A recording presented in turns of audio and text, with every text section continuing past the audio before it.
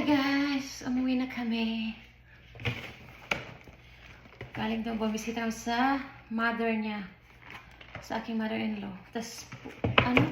Katapos ay nag-stop over kami sa Walmart. Ito may aming na pamili. French toast. Garlic bread. Si Rina mahilig sa garlic bread. At bumili ako ng pantalon. Bago kasi nag-shrink na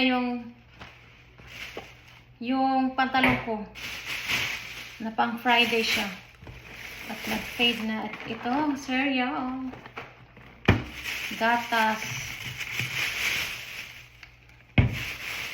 tas mangga. Kailangan natin kumain ng prutas. So breakfast sausage biscuit.